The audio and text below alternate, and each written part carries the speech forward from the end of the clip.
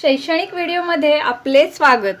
Sudhagad education सोसायटीचे केआ बांठिया माध्यमिक विद्यालय व NN पालीवाला ज्युनियर कॉलेज नवीन पनवेल सादर करीत आहे शैक्षणिक व्हिडिओ।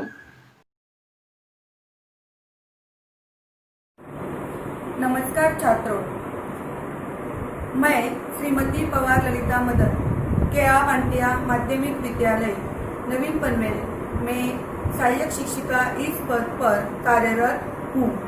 छात्रों, आज हम देखने वाले हैं कक्षा 9वीं पहली इकाई का पाठ क्रमांक 2।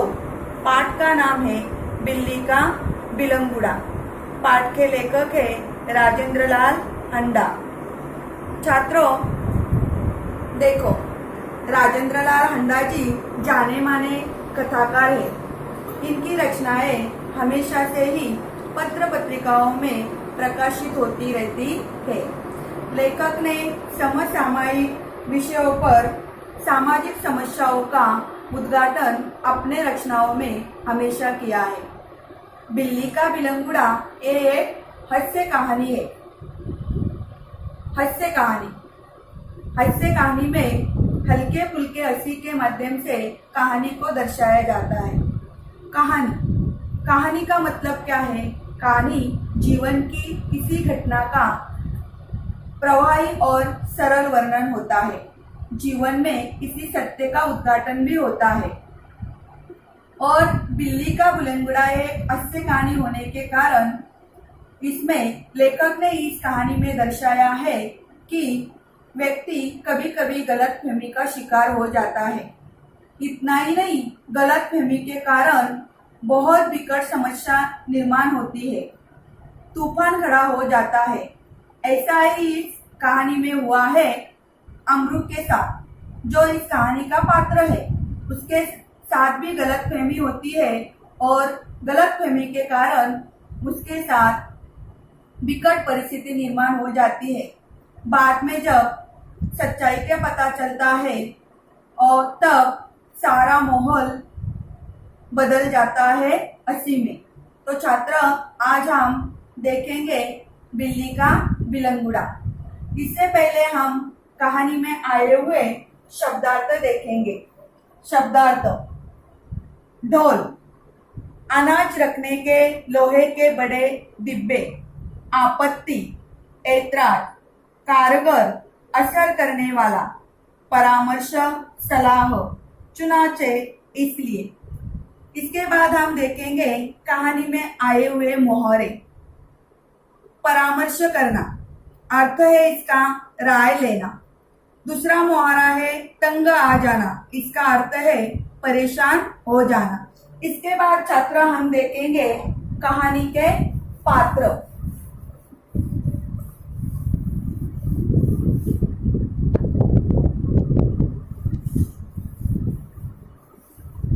देखो छात्र, हम देखेंगे कहानी के पात्र।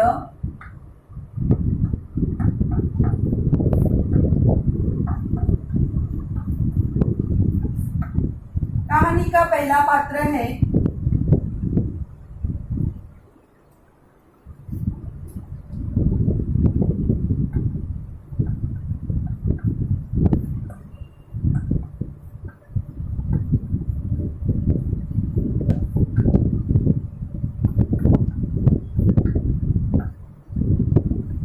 बिल्ली।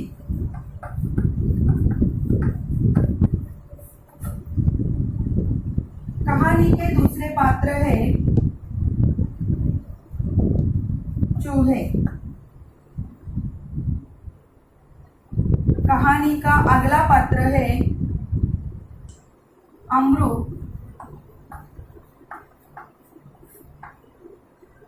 जो लेखक का नौकर है।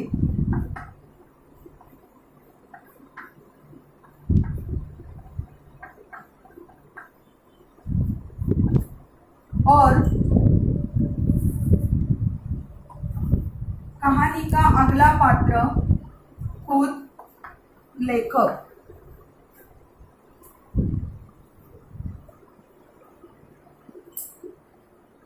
छात्रों, चलो तो हम कहानी देखेंगे। आप तो जानते ही है कि बहुत समय की बात है कि बिल्ली का घर में आना जाना बुरा समझा जाता था। इतना ही नहीं कि हमें ये रीति भी मालूम है, जब हम किसी अच्छे काम के लिए घर से जाते हैं और रास्ते में अगर बिल्ली हमारा रास्ता काटे तो भी उसे अपशकुन माना जाता है। समझते हैं कि बिल्ली ने रास्ता काट लिया, अब कोई काम होने वाला नहीं है, अशुभ हुआ। और जो लोग इस रीति को मानते हैं वो लोग रास्ते से ही वापस चले आते हैं और कुछ लोग क्या करते हैं, अपने सात पैर पीछे करके चले आते हैं। ऐसी पुरानी परंपरा रीति रिवाज थी।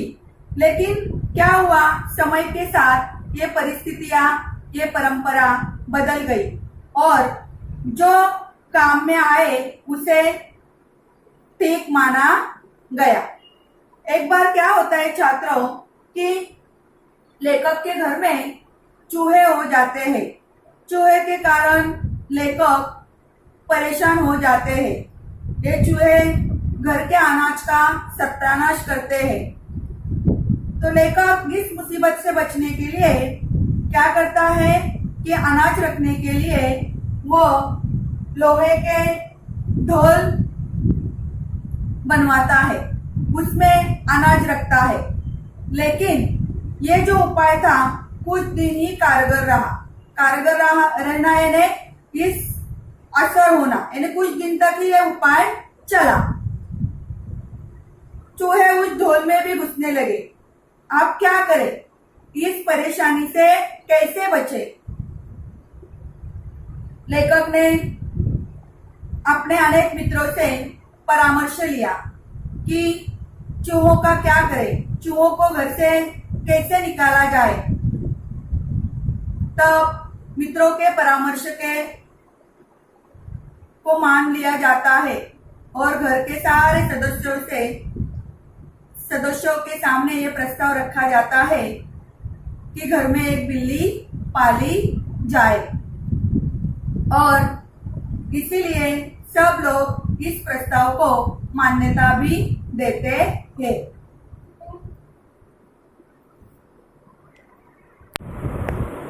देखो छात्रों, घर के किसी भी सदस्य को बिल्ली पाली जाए इस पर ऐतराज नहीं था, आपत्ति नहीं।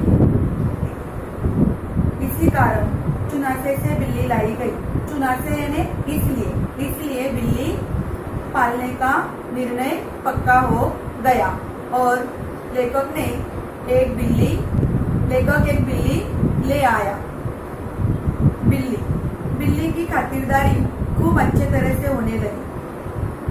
बच्चे बिल्ली को दूध पिलाते, रोटी खिलाते, यानी सब लोग बिल्ली की अच्छी तरह से देखभाल करते। बिल्ली ने अपना काम शुरू किया। धीरे धीरे उसने चूहों का सफाया करना शुरू कर दिया और धीरे धीरे सारे चूहे भाग गए। देखो, घर के सारे लोग इस कारण बहुत खुश थे कि चूहों के परेशानियों से बच गए। लेकिन चूहों की परेशानी चली गई। अब बिल्ली सबको तंग करने लगे। घर के सारे लोग अब बिल्ली से तंग होने लगे। तंग हो जाना यानी परेशान हो जाना। अब लेखक इस मुसीबत में पड़ गया कि इस बिल्ली से कैसे छुटकारा पा लिया जाए, क्योंकि वो समय बदल गया। बिल्ली पहले के जैसी नहीं रही। पहले जिस तरह वो घर के लोगों के आगे पीछे घूमती रहती थी वो उसका बंद हो गया। बिल्ली क्या करती थी, रसोई के एक कोने में दुबक कर बैठती थी और जब उसे मौका मिले तब वो जो उसे मिले वो मजे से खाती थी। एक बार ऐसे ही होता है। एक बार सुबह सुबह लेखक कुछ लाने के लिए रसोई में जाते हैं। तब लेखक देखते हैं कि जो दही रात को जमाया रखा था, उसे वो बिल्ली बड़े मजे से खा रही थी। बिल्ली की ऐसी ऐसी हरकतें बढ़ रही थी, इसके कारण घर के सारे लोग परेशान हो गए थे। लेकिन कहते हैं कि बिल्ली कम समझदार जानवर नहीं है, यानी बिल्ली बहुत समझदार जानवर है। इसीलिए तो बिल्ली शेर के भी काबू में नहीं आती। वो हमसे क्या मात खा सकती है, यानी कहते हैं कि बिल्ली को शेर की मौसी भी कहा जाता है। बिल्ली बहुत समझदार जानवर है। बिल्ली घर की सभी चीजें खाती थी, यानी जो जी में आए उसे वह खाती थी, और इसके कारण घर के सारे सदस्य परेशान हो गए थे। अब चिंता बढ़ गई थी कि इस बिल्ली से कैसे पीछा छुड़ाया जा सके। इसीलिए लेखक का नौकर, उसका नाम है अमरू, वो बहुत होशियार है। उसने क्या किया, रात को सारा काम खत्म कर दिया और घर जाने से पहले उसने एक बोरी ली और उस बोरी में 2 रोटियां डाली और बाजू में खड़ा हो गया। और जैसे ही बिल्ली ने रोटियां खाने के लिए बोरी के अंदर वो झपटी, वैसे ही बोरी का एक सिरा पकड़कर अमरू ने बोरी के मुंह को रस्सी से बंद कर दिया। और तब रात के 8 बज चुके थे। लेखक ने अमरू से कहा कि सुबह इसे कहीं छोड़ आना। देखो छात्र, उस रात्रि के 10 बज चुके थे जो अमरू ने बिल्ली को बोरी में बंद किया था। दूसरे दिन सुबह हो गई और सबको चाय पिलाते पिलाते सुबह के 8 बज गए। तब लेखक ने खुद अमरू को याद दिलाया कि तुम्हें इस बिल्ली को भूरी भटियान की तरफ छोड़ के आना है। अमरू ने क्या किया, बोरी कंधे पर लटक दी और चल दिया। अमरू गया ही होगा तो बात आ गई। मैं नहाने, यानी लेखक नहाने और हजामत करने में व्यस्त था, क्योंकि लेखक को 9:30 बजे दफ्तर जाना था। और लेखक नहा रहा था, उसी समय शोर सुनाई दिया। लेखक कुछ गुनगुना रहा था, इसलिए उस शोर की तरफ लेखक का अधिक ध्यान नहीं रहा। लेखक को जो शोर सुनाई दे रहा था वो जगह थी गुसल खाने की, और गुसल खाने से शोर की आवाज सुनाई दे रही थी। फिर 2 मिनट बाद लेखक को गुसल खाने से शोर की आवाज सुनाई दी। तब लेखक ने सुना कि आपका नौकर पकड़ लिया गया है।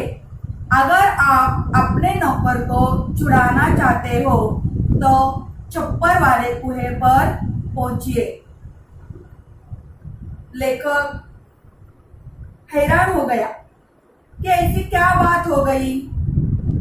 लेखक को लगा कि शायद अमरू किसी साइकिल वाले से टकरा गया हो, या साइकिल वाले का बड़ा नुकसान हुआ होगा, या शायद उस साइकिल वाले ने अमरू को धर पकड़ा हो। लेखक के समझ में बात नहीं आ रही थी कि क्या हुआ है। लेखक रास्ते में जा ही रहे थे, तब लेखक को अमरू दिखाई दिया, वो भी खाली बोरी लेके, और अमरू खिलखिलाकर, यानी जोर जोर से हंस रहा था। तभी लेखक ने डांटते हुए अमरू से कहा, क्या बात हुई, तुमने कौन सी गड़बड़ की सुबह सुबह जो इतना शोर मच रहा है, और लोग तुम्हें मारने क्यों दौड़े हैं? देखो, लेखक ने इतने सारे प्रश्नों तो अमरू से किए कि लोग अमरू को क्यों मार रहे हैं, कौन सी बात है, क्या हुआ है। इस सारे प्रश्नों के उत्तर छात्रों हम अगली तासिका में देखेंगे। देखो छात्रों, इस कहानी पर आधारित कुछ आकलन कृति हम देखेंगे। पहली आकलन कृति है घर में बिल्ली पालने के कारण। घर में बिल्ली पालने के कारण 4 है। यह 4 कारण आपको कहानी के परिच्छेदों में से ढूंढकर अपनी कॉपी यानी नोटबुक में लिखना है। और दूसरी आकलन कृति है बच्चों द्वारा बिल्ली की खातिर, यानी बच्चे बिल्ली की खातिरदारी किस तरह करते हैं, इनके उत्तर भी आपको कहानी में मिलेंगे।